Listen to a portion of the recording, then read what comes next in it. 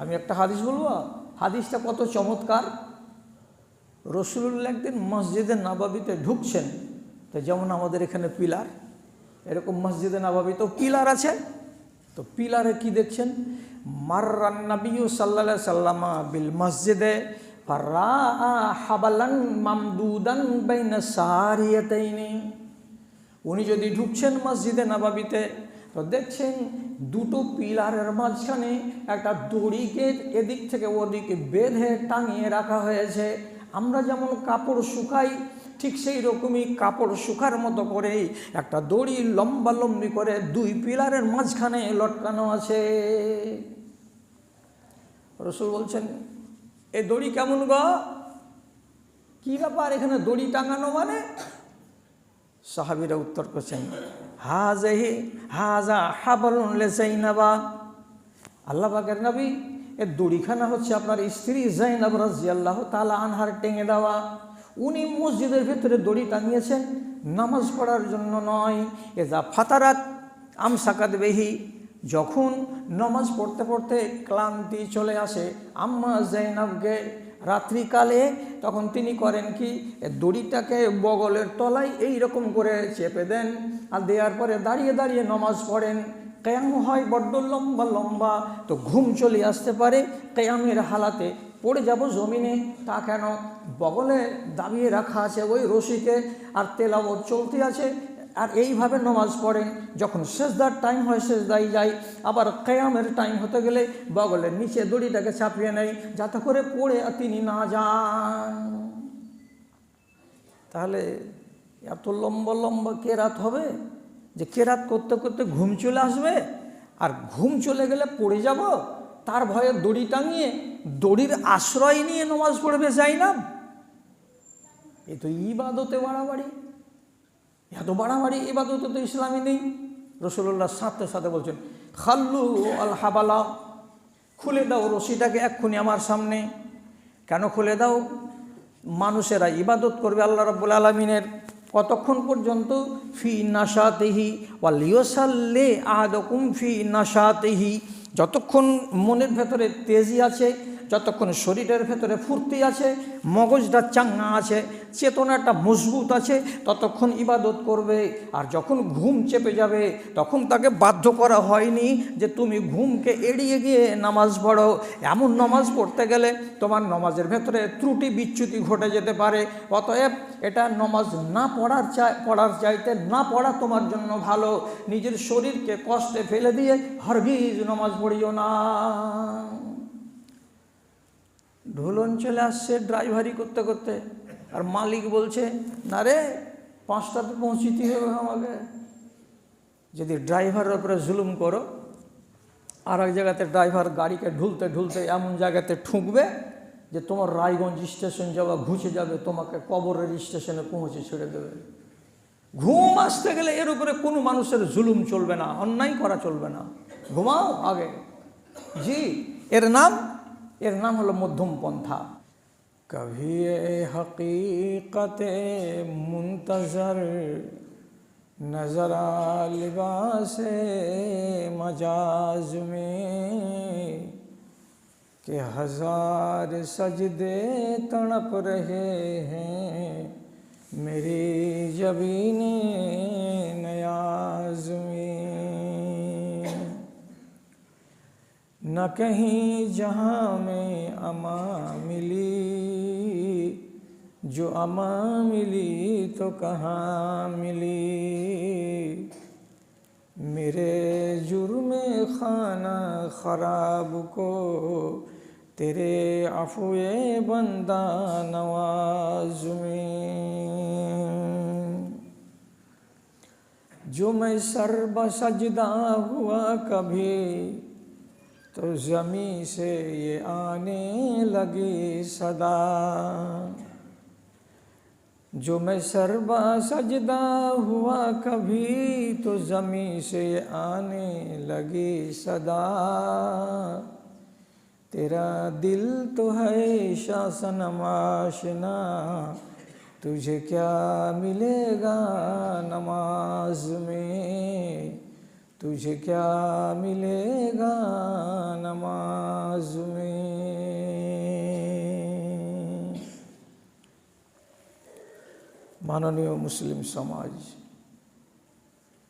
আরম্ভ মাত্রই আল্লাহ রাব্বুল আলামিনের শুকরগুজারি করি এবং তার সংক্ষিপ্ত স্তুতি বাদ গাহি যে মহান আল্লাহ গত 7টি দিনকে কিভাবে গত করলাম তার একটা মূল্যায়ন এবং তার একটা ছোট্ট হিসেব নিকেশ করে ঘাটতিকে পুষিয়ে নেওয়ার, দোষ ত্রুটিকে সারিয়ে নেওয়ার, নিজের সংশোধন করার এই শুভ মুহূর্তে উপস্থিত আল্লাহ তাআলা হওয়ার সুযোগ দিয়েছেন। আমি আমার নিজের মনের হিসেব করব, অভাবকে দূর করব যেটুকু আমার দ্বারাই হয়েছে এবং আগামী দিনের জন্য একটা ভালো সংকল্প গ্রহণ করব। তার জন্য এই ক্ষণে আমি আর আপনি একত্রিত হয়েছি। আল্লাহ আমাকে সুযোগ দিয়েছেন। আল্লাহ রাব্বুল আলামিন তোমার শুকরগুজারি করি মুহাব্বতের সাথে আলহামদুলিল্লাহ। তারপরে তার আখেরি রাসূল রাহমাতুল্লিল আলামিন বিপ্লবী জননেতা জনাবে মুহাম্মাদুর রাসূলুল্লাহ সাল্লাল্লাহু আলাইহি ওয়াসাল্লামের উপর শত সহস্র দরুদ ও সালাম বর্ষিত হোক। আল্লাহুম্মা সাল্লি আলাইহি আল্লাহুম্মা বারিক আলাইহি। বিরাদারান ইসলাম, আমাদের আগে বহু নবী গত হয়েছেন, বহু সম্প্রদায়গত হয়েছেন। যুগে যুগে আল্লাহ রাব্বুল আলামিন এক এক সম্প্রদায়ের জন্য এক এক রকমের নিয়ম করেছিলেন, প্রশাখাই মূল বিষয়গুলো ইসলামের ঠিক ছিল। তো যখন আমরা মূল্যায়ন করে দেখলাম তখন দেখতে পাচ্ছি যে আগেকার উম্মতের ভেতরে রব্বুল আলামিনের কিছু বিধিনিষেধ ছিল অত্যন্ত কড়া, মানে যেগুলোকে মানুষ খুব সহজে হজম করতে পারবে না। ওখানে ছিল চরম পন্থা। আবার আমাদের উপরে যখন বিধান আসছে তখন আল্লাহ রাব্বুল আলামিন এইগুলোকে কিছু কাটছাঁট করে সংশোধন করে আমাদেরকে দিচ্ছেন। তো ওই তুলনায় যখন আমরা নিজেদের দিকে দেখছি তখন আমাদের ভিতরে দেখতে পাওয়া যাচ্ছে যে আমাদের ভিতরে চরম পন্থা নাই, আমাদের ভেতরে আছে নরম পন্থা। বাড়াবাড়ি ভালো নয়, গড়াগড়ি আর মাটিতে পড়াপড়ি ভালো নয়, মাঝখানে যদি থাকি অবস্থান করি তাহলে এটা হলো ভালো। এবং রব্বুল আলামিন এই উম্মাতকে এই শ্রেষ্ঠত্ব দান করেছেন যে তোমরা এমন উম্মাত নও যে জমিনে তোমাদের গড়াগড়ি যাবে মর্যাদা, এবং তোমরাকে আমি এমন উম্মাত বানাইনি যে তোমাদের উপরে এমন বিধিবিধান লাগু করেছি যে সেগুলোকে তোমরা বরদাস্ত করতে গিয়ে হিমশিম খেয়ে যাচ্ছ, বরং আমি তোমাদেরকে মধ্যমপন্থী উম্মাত করে তৈরি করেছি। আমাদের ভিতরে যেগুলো আল্লাহর বিধান এগুলো সব আছে নরম, সব আসছে মধ্যম পন্থার। তাদের ভিতরে কড়াক্রান্তি ছিল, আমাদেরকে আল্লাহ কড়াক্রান্তি থেকে বাঁচিয়ে নিয়েছেন। তাহলে আমি যদি উম্মাত হিসাবে মধ্যমপন্থী উম্মাত হই তাহলে আমার যাবতীয় কাজ সব হবে মধ্যম পন্থায়। এটা হলো শ্রেষ্ঠত্বের পরিচয়। কি দিয়ে উদাহরণ দেব? আগেকার উম্মতের ভিতরে একটা উম্মত হলো বানি ইসরাইল। এই বানি ইসরাইল উম্মতদের উপরে আল্লাহ তাআলা নমাজ ফরজ করেছিলেন। তারা নমাজ পড়ত, কিন্তু দেখেন, লক্ষ্য করেন কথার দিকে, তাদের নমাজ ছিল খাস তাদের ইবাদত গাহে। ওদের ইবাদত গাহের নাম হলো কানিসা কিংবা গির্জা। নমাজের টাইম হতে গেলে তোমাকে গির্জাতে গিয়ে নমাজ পড়তে হবে। গির্জার বাইরে গিয়ে, ইবাদত গাহের বাইরে গিয়ে তুমি মাঠে ময়দানে যেখানে সেখানে নমাজ পড়ে নিলে চলবে না। এখন ভাবেন, আমি আছি দোমোহনায় আর আমার গির্জা আছে বিকোড়ে, আর কোনো কাজবশত আমার টাইম একটু গত হয়ে গেছে, ওখান থেকে আস্তে আস্তে আমার টাইম গত হয়ে যাবে। যদি টাইম গত হয় তো নমাজকে সঠিক সময়ে আদায় করতে পারলাম না বলে আমি দোষী হব আল্লাহর নজরে। আর মাঠে যে নামাজ শুরু করে দেব, তো এটা আমার জন্য জায়েজ নয়। তাহলে তারা কত ঝামেলার ভিতরে ছিল যে গির্জা ছাড়া, ইবাদত গাহ ছাড়া ইবাদত কবুল হবে না তোমার।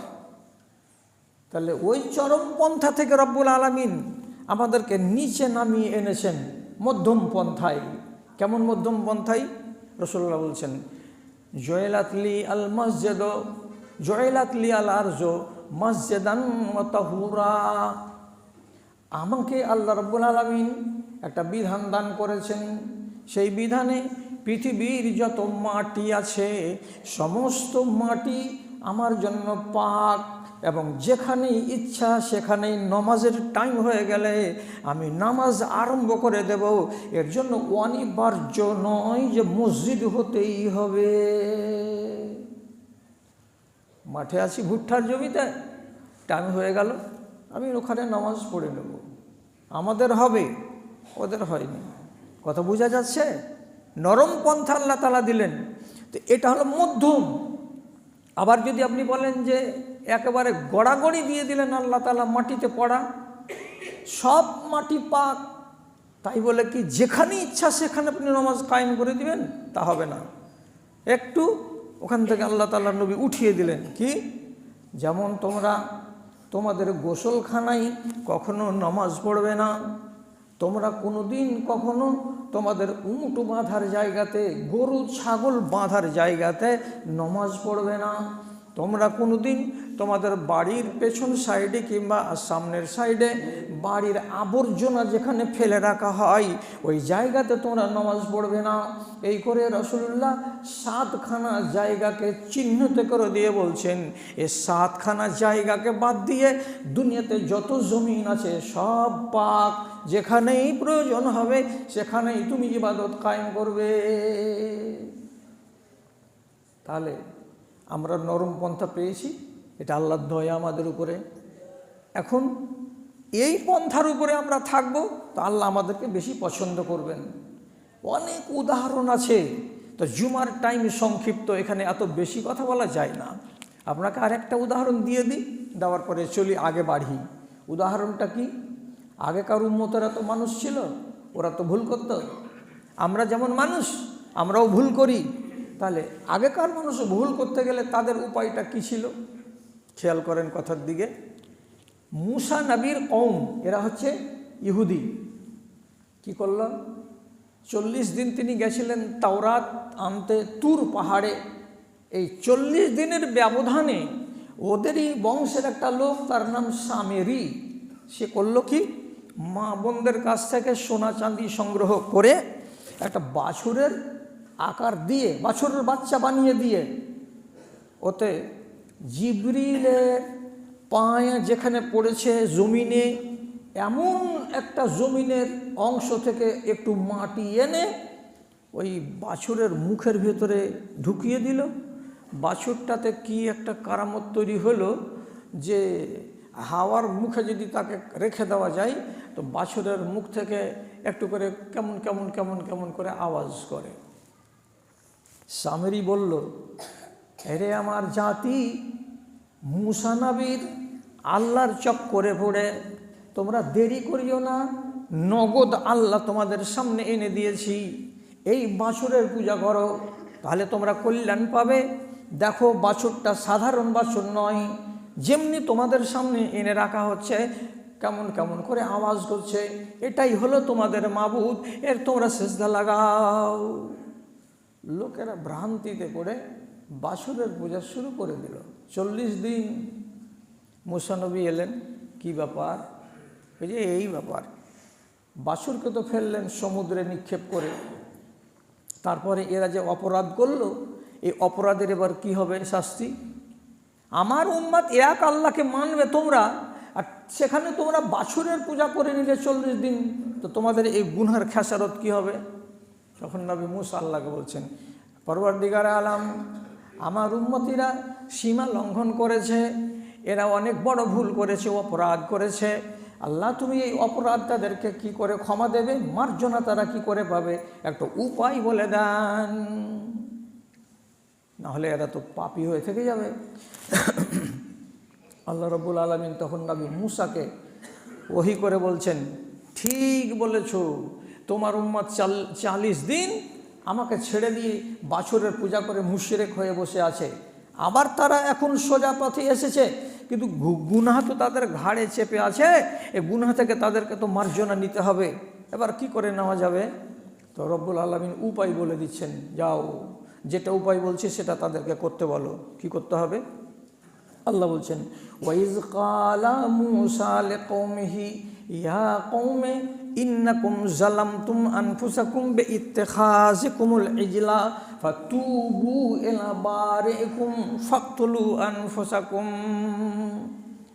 নবী মূসা জানতে পারলেন, উম্মতকে সে বললেন, ওরে আমার উম্মতিরা, যারা যারা তোমরা 40 দিন বাছরের পূজা করেছ, তোমরা আল্লাহর বিধান শুনো এবং মানো, তাহলে তোমাদের গা থেকে শিরকের গুনাহটা নামবে, না হলে নামবে না।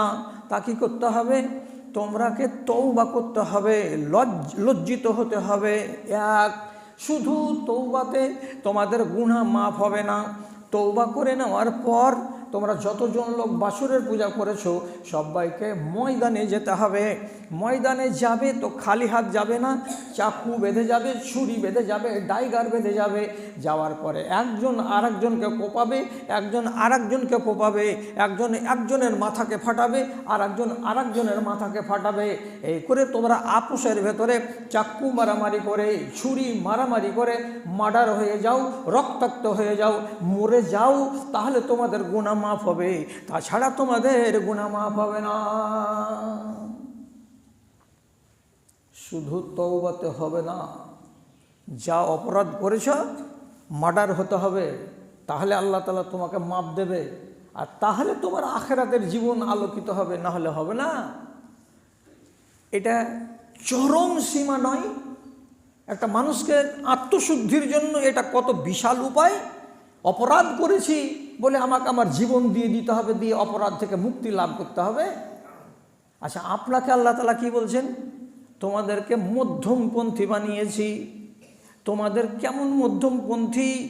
রব্বুল আলামিন বলছেন, ওয়াল্লাযীনা ইযা ফাআলু ফাহিশাতান, আমার উম্মতিরা শুনো, বানি ইসরাইলেরা অপরাধ করার পরে যতক্ষণ পর্যন্ত তওবা করে নিজেকে মার্ডার না করে দেয় ততক্ষণ তারা মার্জনা পায় না।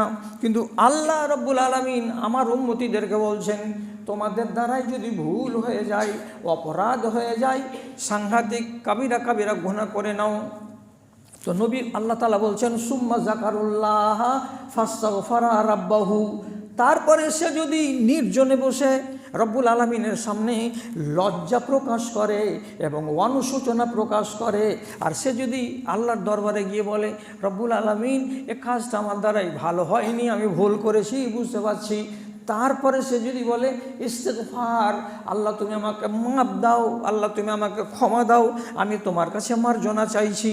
কি মার্জনা? আস্তাগফিরুল্লাহ হে রব্বি মিন কুল্লি যামবি ওয়া আতুবু ইলাইহি। অথবা সে বলে আস্তাগফিরুল্লাহ, আস্তাগফিরুল্লাহ, আল্লাহ আমি ক্ষমা চাইছি, ক্ষমা করে দাও। রব্বুল আলামিন বলছেন, আমি আল্লাহ তোমার এই অনুশোচনাটাকে দেখে এবং নির্জনে তোমার বসে বসে আমার কাছে ক্ষমা চাওয়াটাকে আমি এত ভালো নজরে দেখি যে তোমার ওই কৃতকর্মকে পানি দিয়ে ধুয়ে যেমন সাফ করে দেওয়া হয়, তেমনি তোমার গাটাকে আমি গুনাহ থেকে মুক্ত করে দিয়ে তোমাকে পরিষ্কার করে দে। আমাকে জীবন দিতে হবে না। তাহলে আমি কোন উম্মত? আমি হলাম মধ্যমপন্থী উম্মত। কিছুতেই বাড়াবাড়ি করা যাবে না। এখন আপনি বলবেন দান করব, বাড়াবাড়ি করবেন না। আপনি বলবেন নামাজ পড়ব, বাড়াবাড়ি করবেন না। আপনি বললেন রোজা করব, বাড়াবাড়ি করবেন না। সাদ বিন আবি ওয়াক্কাস মক্কাতে ব্যারাম হয়ে গেলেন হজে গিয়ে, রাসূলুল্লাহকে তাকে দেখতে গেলেন। উনি তখন বলছেন, হে আল্লাহ পাকের রাসূল, আমি বড্ড ধনী মানুষ, আমার টাকা পয়সা অনেক, আমার আলাউলাদ বলতে একটা মাত্র বেটি আছে, আর কেউ ছেলে পেলে নাই। আপা আতাসাদ্দাকান জামিয়ে মালি, আমার মন বলছে আমার যত টাকা পয়সা ধন সম্পদ আছে সমস্ত আল্লাহর পথে আমি সাদকা করে দেব, সব দান করে দেব, কিছুই আমি বাকি রাখবো না। রাসূলুল্লাহ বলছেন না। তো বলছে তাহলে অর্ধেকটি করে দিই। রাসূল বলছেন না, তোমার মন ভালো, তুমি সাদকা করে দেবে, নেকি পাবে, আর তার জন্য সবই মাল তুমি আল্লাহর পথে দান করে দেবে, এটা ভালো নয়, তো বাড়াবাড়ি। তো অর্ধেক, যে না এটাও বাড়াবাড়ি। তো কি করতে হবে? ওই যে ওয়াসলসো কাসিরুন, তোমার টোটাল মালকে 3 ভাগ করো, 1/3 অংশকে তুমি সাদকা করে দাও, বাকি 2/3 অংশকে তোমার আওলাদের জন্য ছেড়ে যাও, তোমার বংশের জন্য ছেড়ে দাও। এটা তোমার জন্য ভালো, যে তোমার ছেলেপিলেরা সুখে খাবে দাবে বাঁচবে। কিসের চাইতে? তুমি মাল থাকা মালকে সব দান করে দিলে, আর বাচ্চাগুলোকে ছেড়ে দিলে, তোমরা রাস্তায় রাস্তায় মানুষের সামনে সামনে হাত পেতে বেড়াও। তো ছেলেরা হাত পাতিয়ে বেড়াবে, এটা ভালো নয়, বরং ছেলেদের জন্য কিছু রেখে যাওয়াটাই ভালো। এটার নাম হলো মধ্যম পন্থা। যে আমাকে সব ক্ষেত্রে মধ্যম পন্থা করতে হবে।